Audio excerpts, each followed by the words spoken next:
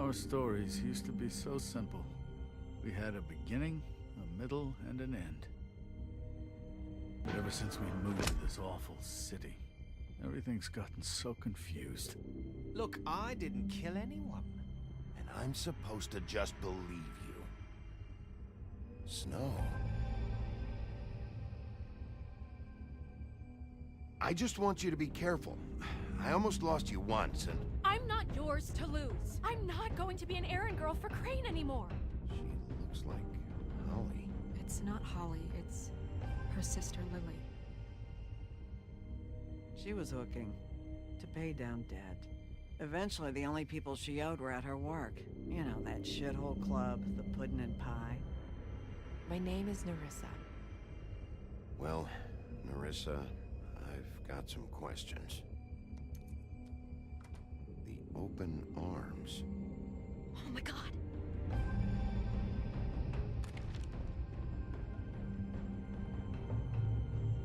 What is it? It's Crane. This is my review of The Wolf Among Us Episode 3, A Crooked Mile. I will be covering essentially the entirety of that episode in this review, so if you have not played through Episode 3 or Episodes 2 or 1 of The Wolf Among Us, do not watch this, go and play them, and then come back to it, and it'll be well more worth your time. And so here is the review for it. This takes place obviously directly after the events of episode 2, in which it is realized that Crane is the supposed killer of the women that we've been finding through the last 2 episodes. There's a picture found of him over the body of someone using a glimmer to make herself look like Snow White, and someone who was killed in episode 2 was using that glimmer, and we see Crane in the scene. So, very beginning of it, we have Big B very pissed off.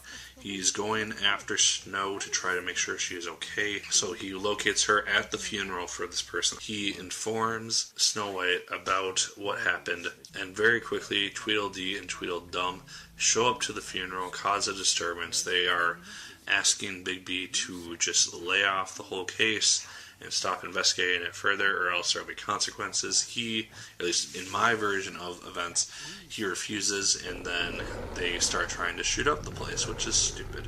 So there's a fight that breaks out there, people get shot, nobody dies. Big B himself gets shot in the shoulder.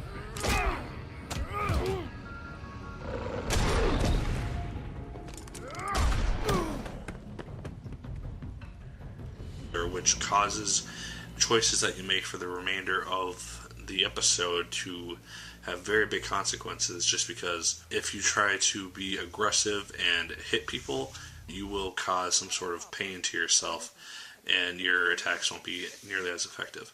And so there's that. And realizing that Crane has broken the mirror and that he has taken a piece of the mirror, Big B, Snow White, and Bluebeard all go to 3 different possible locations where they could find information on a witch that Crane has apparently been using. And so doing that, you can choose to go to one of 3 places at first, and then you can go to one of the other 2 places after that. So you can go to 2 of these 3 places. So you don't get the entire storyline or the entirety of the events in one playthrough. You have to go through it a second time, or at least that bit of it, in order to really fully comprehend everything that's going on.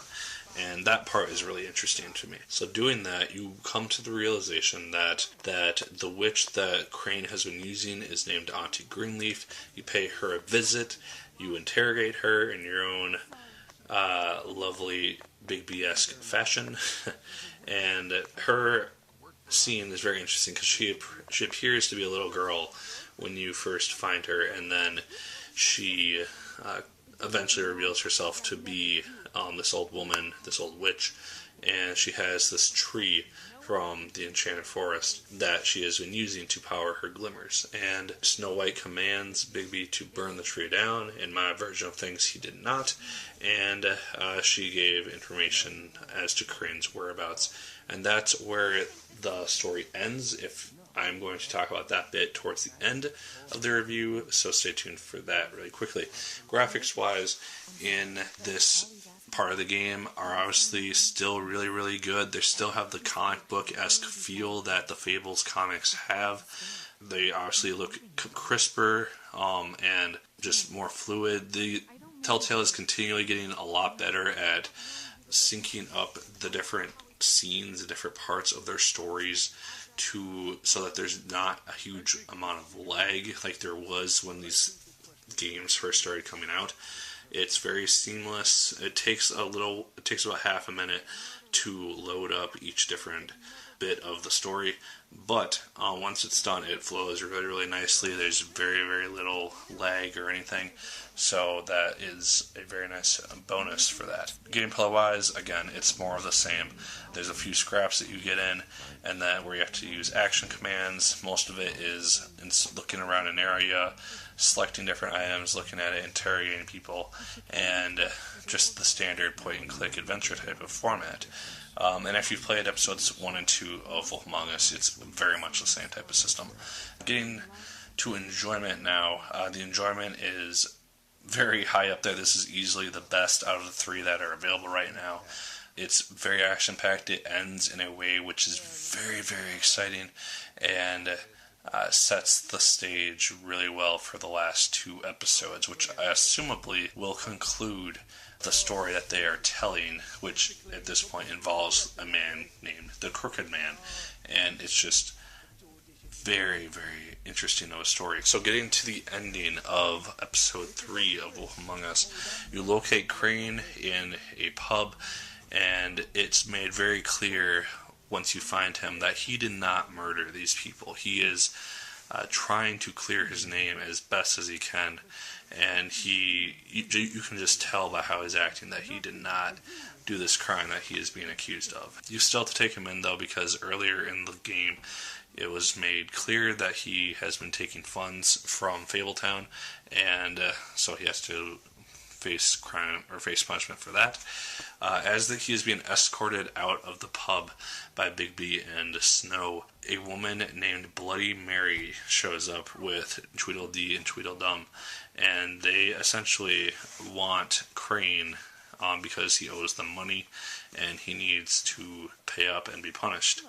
And when Bigby and Snow will not give him up, Tweedledee and Tweedledum shoot up Bigby. For anyone else, this would kill them instantly because he takes about 6 shotguns to the chest.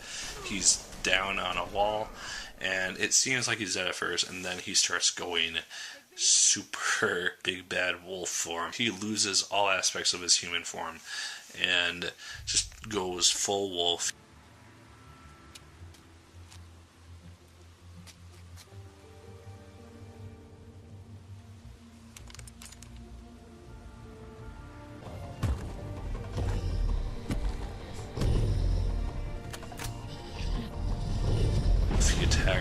Both of the Tweedles. I ended up killing one of them. I don't remember which one. You can see it right here as the scene is playing out.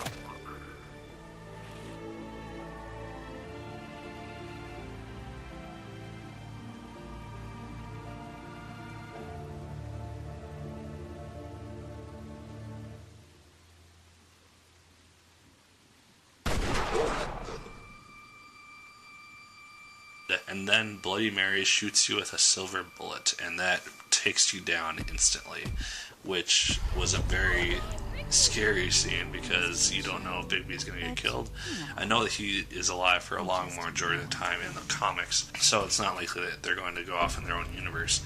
But she does almost take down Bigby. Snow surrenders Crane to her in exchange for Bigby's life, and that's essentially where it ends. And episode 4 looks very, very good. I'm very excited to see where this story ends because it's just very interesting. It's very Once Upon a Time-esque, and it's just very, very exciting. So episode 3 of The Wolf Among Us is very good and highly recommended. So that is my review, and I'm very excited for episode 4. Like, comment, and subscribe if you so choose. I'd appreciate it immensely. Go buy my short story called The Bridge down in the description down here. The link is down in that area, and I would appreciate that a lot. As always, my good people, my name is Nick Pell, and once again, keep on gaming.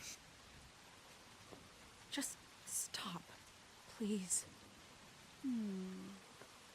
Yeah, I don't know. Snow, don't do this.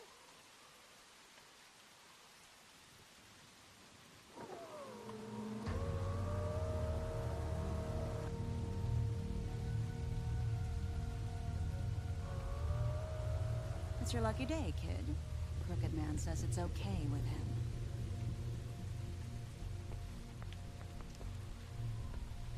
Hello, Ichabod. Got a stomachache?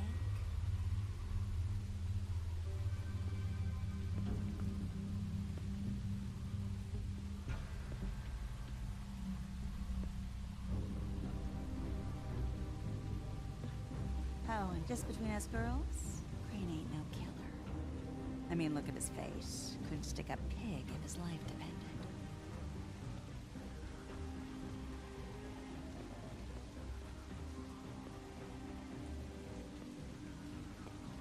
Nope, not like your boyfriend here.